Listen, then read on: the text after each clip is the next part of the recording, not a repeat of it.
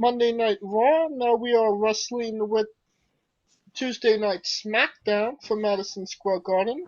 The show starts off with Undertaker coming out and talking about the Undertaker in Madison Square Garden and the shit he's done there and the souls he's buried.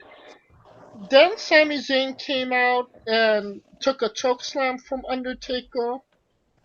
Pretty cool moment for Sami Zayn, I have to believe. But Undertaker really didn't get anything out of that. I mean, I think that's just to show that even though with all these damn losses Sammy's been taking, he's still considered high regard. Well, to get a segment with Undertaker, you would have to be. Exactly.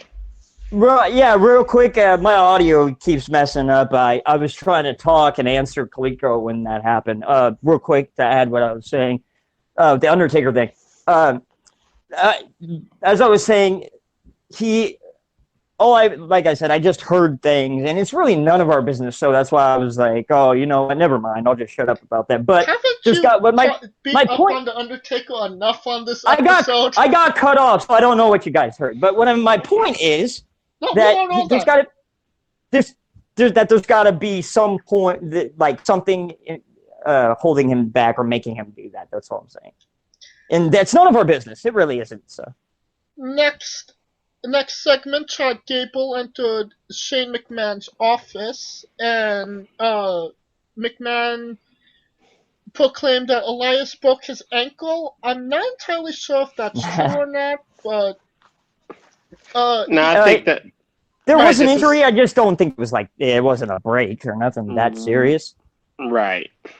Yeah, and McMahon said that he would find a replacement for Chad Gable for later tonight. The next segment, The Miz defeated Andrade with Selena Vega and Shinsuke Nakamura on commentary, even though he was only speaking Japanese. Speak English. I love that. No speak English. Dude, Nakamura has been consistently one of my favorites since he joined NXT. I wanted him to be champion when it was him and AJ at WrestleMania. I wanted him to win it. Like I see it like his value. He is I consider him. He's like a mix of Elvis and Michael Jackson if he was a wrestler. His cadence. You see, his cadence is unlike any other person's. The way he moves, the way he walks, it's beyond unique. Mitch, what you just said pisses me off a little bit. Why? Because if you never seen him in New Japan, I have. You have? Yeah. Okay, well, because you said that you saw him in NXT, and I was thinking, well, you okay, what I meant was,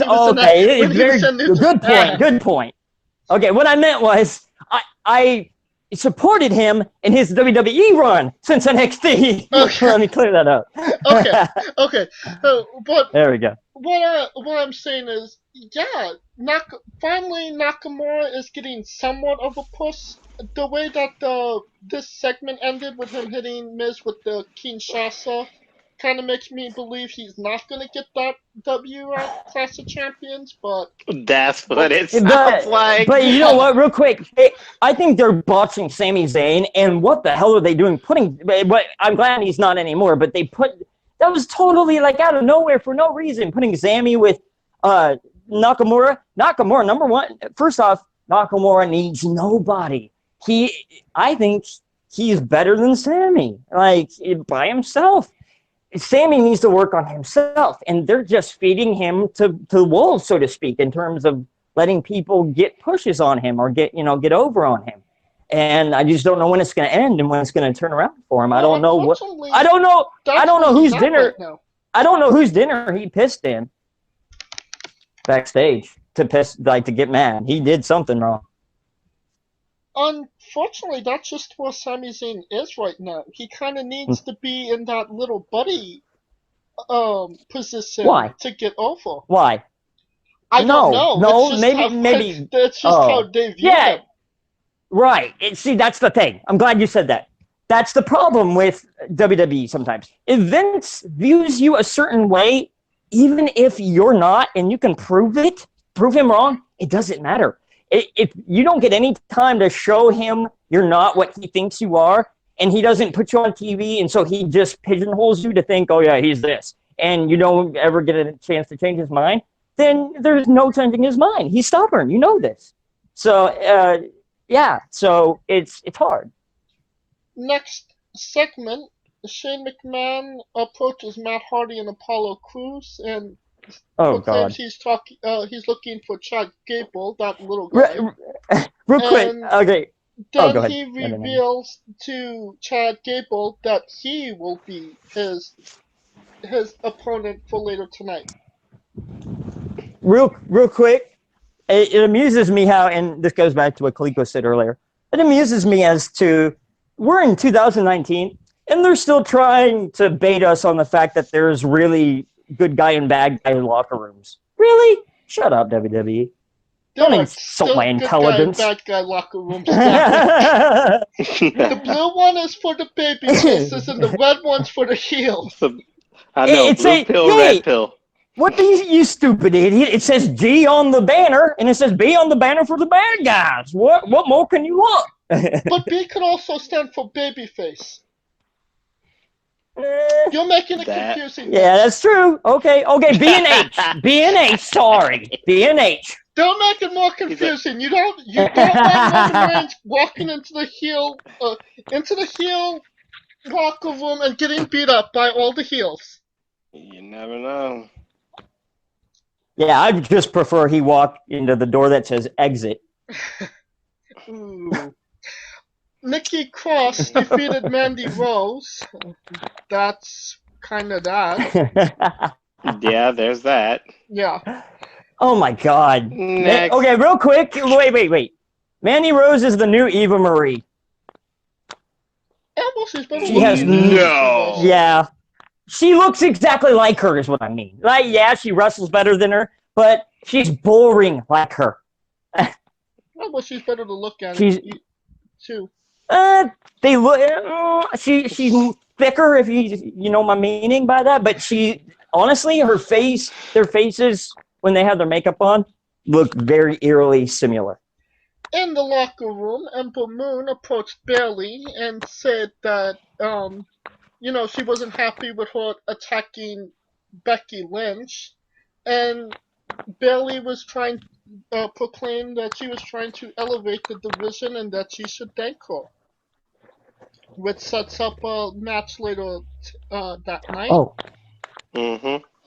Yeah, and there's, real quick, it has to do with the women's division, if I can real quick. We're talking about all these women. There's one that we're missing out on who's not on TV right now because she's in the middle of a gimmick change.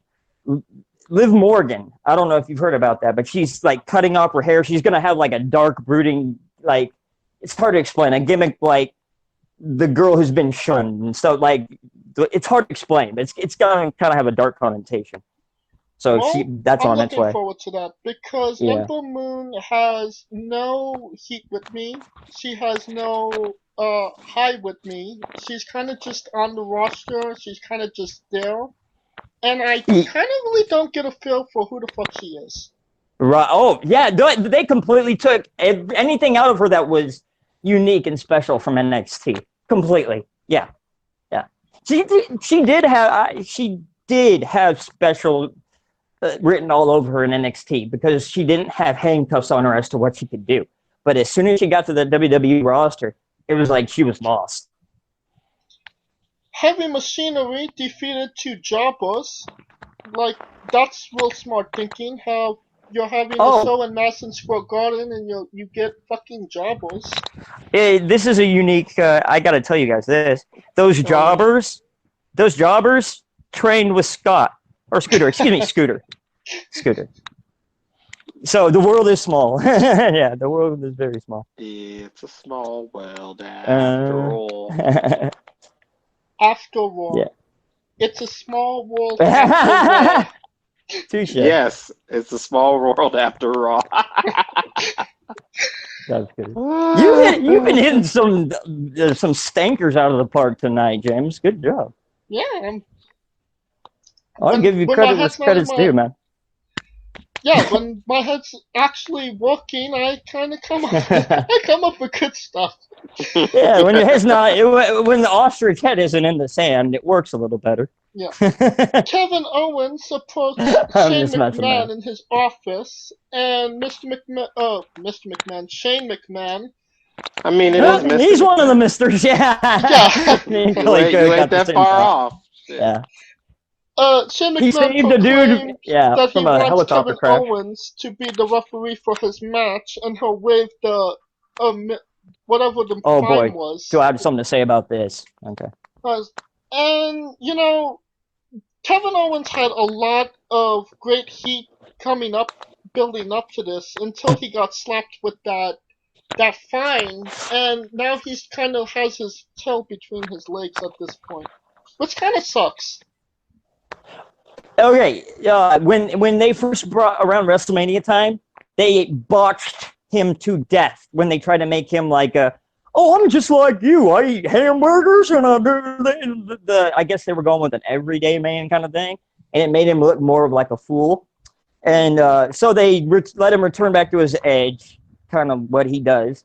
And he honestly, before this week, he was one of the best characters on WWE TV. He was kind of reckoning coming back with the old Steve Austin attitude, kind of like against authority. And the crowd was getting behind him. He was getting hot. But they completely cucked him and his character tonight. I don't understand. Like, okay, at first I was like, oh, I love how they're making Shane the heel, and as long as Shane loses, I'll like this, because I wanted him to do this at like last year's Survivor Series and not have him win, but just have him act heel like that when they were having him as a face doing that shit, and get the winner of that tournament over by beating him instead of giving him the win. But when I saw what happened, I just like part of when I try to hope that WWE is good, just died inside of me, my faith for them. They literally took a shit on one of their best characters, excuse me. In my opinion, all of his progress has been completely stomped out for now. Yeah. Any thoughts on that's so unfortunate, because he last 4 months he was on his way to a world title opportunity, in my opinion. So yeah. He might still get it, but I don't think the fans will view him as What's your thoughts on Kevin Owens, Kaliko? He's Kevin fucking Owens. They're gonna fucking love him regardless. He's Kevin Owens. They didn't love him with that around Mania when when they gave him that shitty gimmick. I mean, because I think they just were glad he was back. I mean, because he was out for a hot minute, so it ain't like But that when for a wrestler, you need to have people out for like after like Finn Balor just left. He's been around for at least 2 years. You need to have them take some time off so the fans miss you. Otherwise, if they get too used to you, like in the past with Roman Reigns, they get tired of seeing you on their TV. No, but for him, it was surgery, so he had no choice. Well, I'm talking about in general. I'm talking about in general, just as for character. Like people, when they have time off, like after being on TV for a long time, it kind of refreshes them with the general public to where they're like, oh, okay, they're not being shoved down our throats, and I miss him. So yeah, it's weird. It's a psychological thing, I think. The next segment, Eric Rowan came out and kind of trying to explain why he attacked Roman Reigns and that he was the mastermind and the manipulator, even though nobody knows why he attacked Roman Reigns or what the fuck this rivalry was about in the first place. I don't think the writers know. Yeah, nobody knows what this was going. This was like lost shit. Real quick, I don't know what this was, the Rowan lookalike. I don't know what it was supposed to be, but I did hear from someone who said, if you know what, this is the quote unquote, this is the quote I got. If you knew what that was supposed to be, you would lose your fucking mind. They won't even say what it's supposed to be because it's so crazy. Yeah. Yeah, that's Bischoff. That's Bischoff. Everything that's been garbage about this rivalry and why we should really fucking care why Roman Reigns is fighting Rowan, this was actually a really good segment in my mind. And Yeah, it was. I just can't get into Rowan. I liked it. I think that they had a good brawl around the ring. Rowan took a plant from the crowd and drove it into Roman Reigns. Mitch the Yeah. plant? Yeah, Mitch the plant. I believe he was a ficus. Yeah, nothing like having a plant named after you on TV. It's very lovely. Well, yeah, I believe it's better than Abby the Mitch. Oh, thanks. Coming Yes, with my it. name rhymes with cuss words. Yeah. But we're not going with that. Okay, good. In a yeah, Rowan used the camera crane to hit Roman Reigns. I think it was what it needed to be to go into the actual match for people to actually care about the match, because they did some pretty good shit in my mind. Right, and that was the whole point. It was to get Eric Rowan to get him to be a formidable opponent. You know what I mean? Because and they did a good job at it. Before this segment, I didn't care about this rivalry, but if this segment didn't happen, I doubt I would have cared about the match going into Clash of Champions. See? There you go. Well, okay. But I don't think that... Are they even fighting at Clash of Champions? I don't think they are. No, what? It's at Clash of Champions. Yeah, it's Clash of Champions. Champions. Oh my god, really? Yeah. It's this Sunday. Oh yeah, okay, I see it. But... So basically, he's the only person on that bitch that don't have a title, but yet he's fighting at a show where only titles are defended. Hey, wait, hold on, wait. That's when I say, Roman must yay, WWE canon. The fucking irony. Exactly. Thank you. Yay for canon. Yay for canon. Next. And when you say next, we mean NXT, please. Barely defeated Ember Moon. What are your thoughts, Kaliko? Squash. Oh. Well, not a squash. Oh, I didn't give my thoughts on the Rowan Reigns thing. No, I was just thinking next. Oh, well, thanks. Next, yeah, too. But no, here, real quick, it won't take long. It's simple. My opinion, just my opinion, it did nothing for me, and it's as it was before.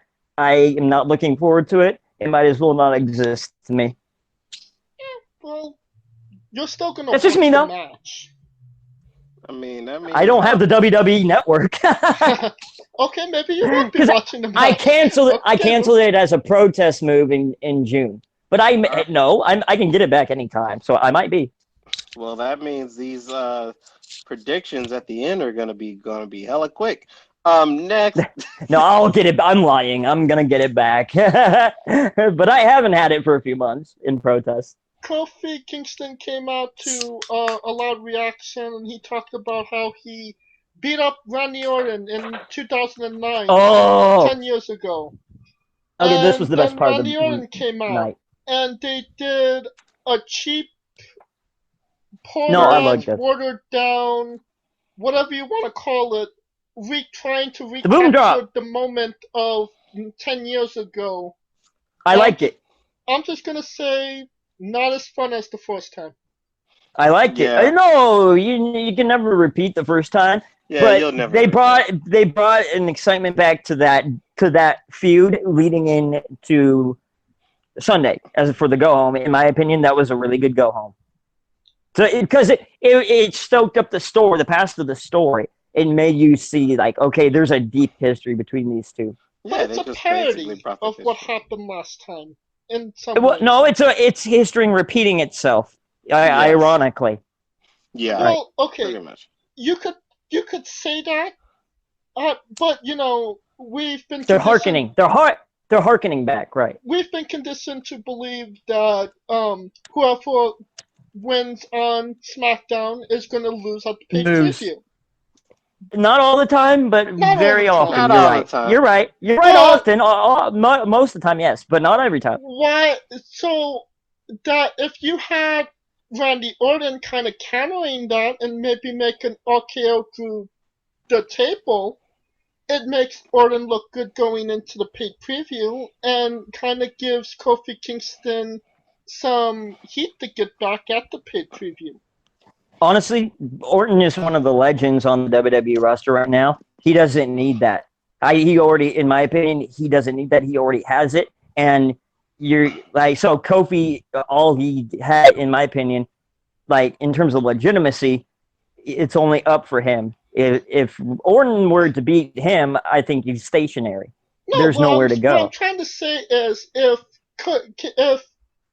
Randy Orton put Kofi Kingston through the table, kind of counteracting history from 10 years ago, Okay. and it kind of gives Kofi Kingston a little bit of an uphill battle to fight for Clash of Champions.